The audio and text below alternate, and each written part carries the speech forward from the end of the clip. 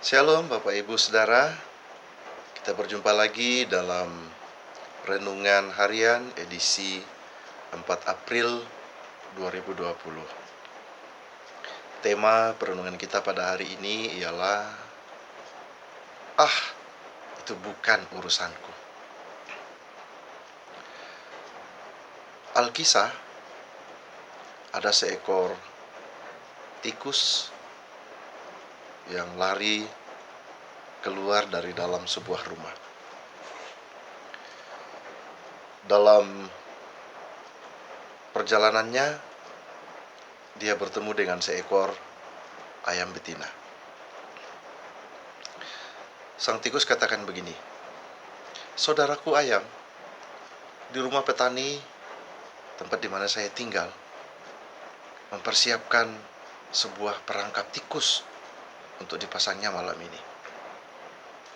Namun si ayam betina menjawab, "Itu bukan urusan saya. Itu urusanmu sendiri, Tuan Tikus. Saya mau mencari makanan saya dulu." Dengan sangat sedih, sang tikus kemudian terus berjalan dan menemui seekor domba. Kepada domba itu ia katakan, "Tuan domba, malam ini sang petani akan memasang perangkap tikus di rumahnya." Sang domba menjawab, "Sungguh malang nasibmu, Tuan Tikus. Tapi maaf, itu bukan urusan saya. Tapi saya mendoakan kamu supaya kamu aman-aman saja." Sang domba pun kembali memakan rumput dengan lahapnya. Kemudian sang tikus bertemu lagi dengan seekor sapi. Dia juga menyampaikan keluh kesahnya. "Tuan sapi,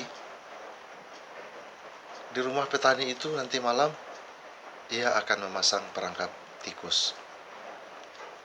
Sambil terus lahap memakan makanannya, sang sapi ini menjawab, itu kan urusanmu. Silakan urus sendiri, jangan ganggu saya." Dengan sedih hati, sang tikus pun terus berjalan.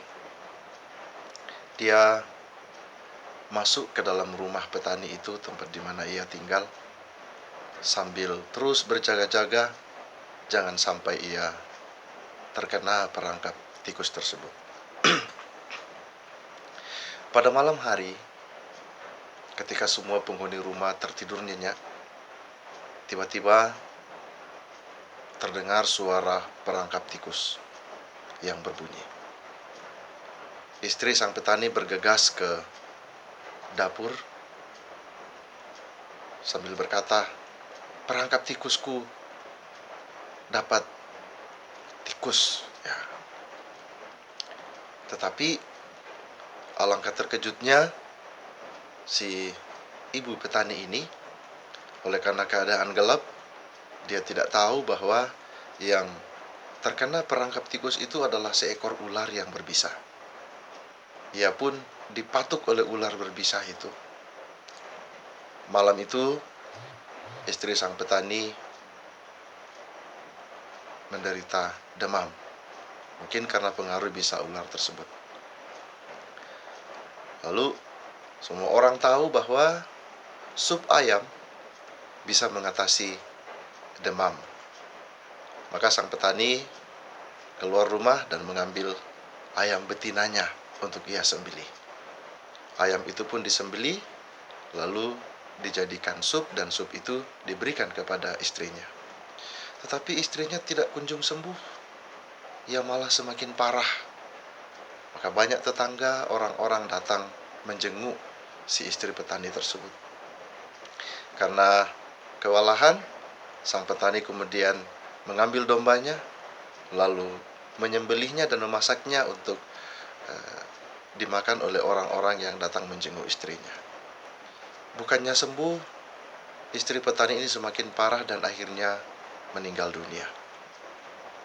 Orang berbondong-bondong datang mendukung sang petani ini dalam kesedihannya, Dan akhirnya sang petani katakan, "Ah, lebih baik sapi saya itu saya sembelih untuk memberi makan orang-orang yang datang mendukung saya dalam duka cita." Akhirnya sapi itu pun disembelih, lalu dimasak dan diberikan kepada orang-orang yang datang berbagi duka dengan sang petani tersebut.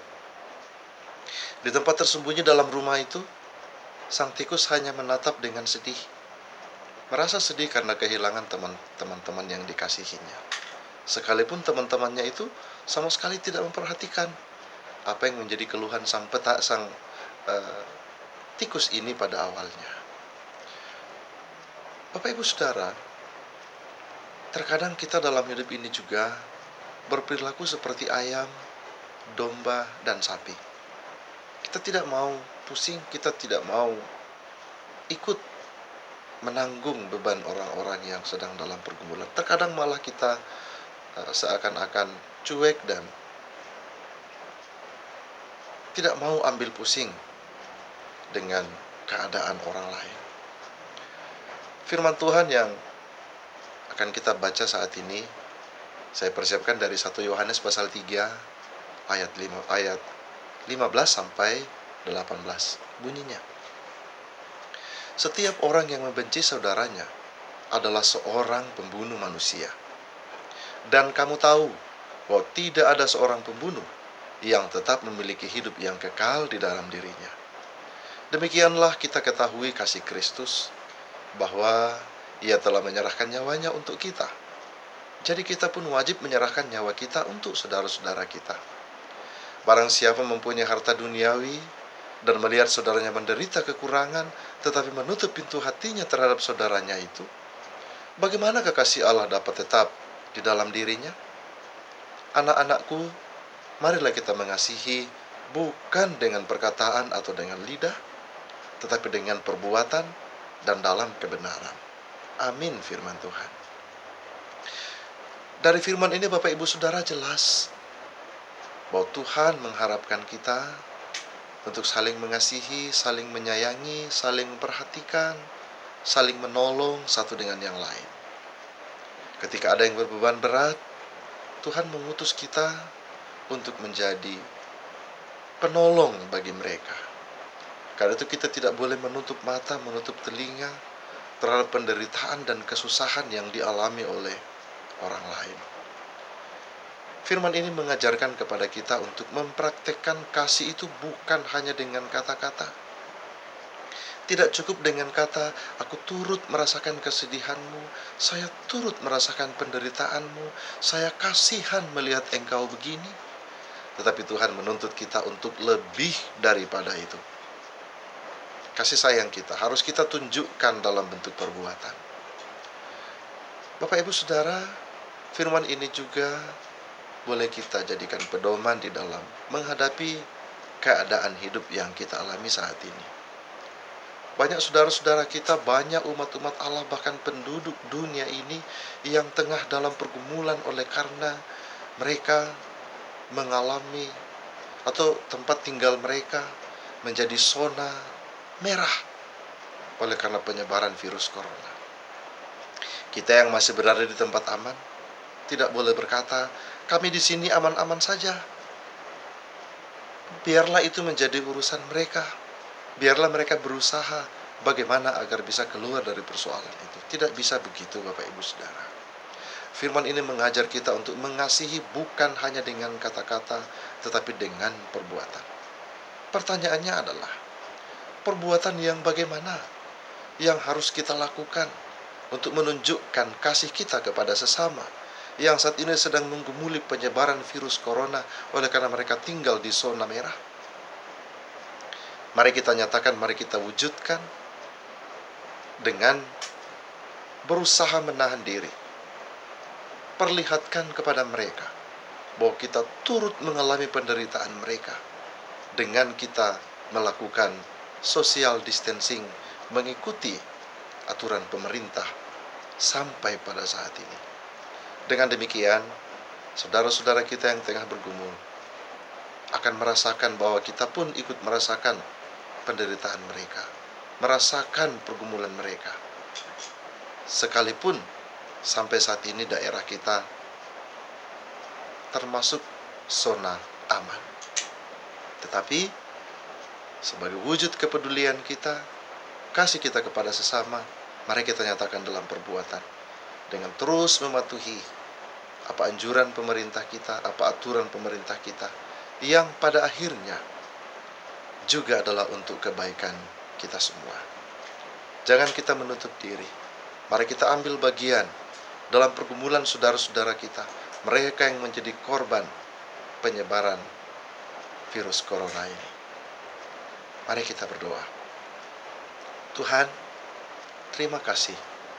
Hari ini kami diajarkan oleh firman-Mu untuk terus mengasihi sesama, tetapi bukan hanya dengan kata-kata, melainkan mewujudkannya dalam tindakan dan perbuatan kami sehari-hari.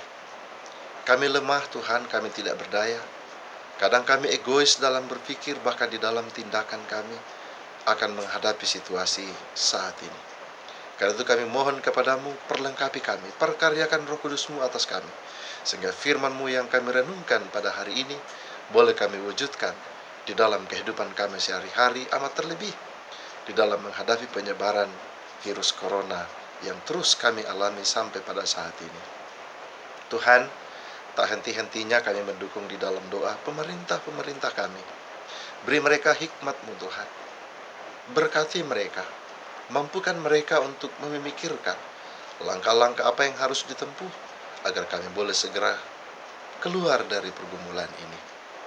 Kami berdoa bagi para medis, tetap sertai mereka Tuhan, jaga mereka, agar dalam mereka menjalankan tugas pelayanannya, mereka juga terus dilindungi Tuhan, dijauhkan dari hal-hal yang tidak kami inginkan.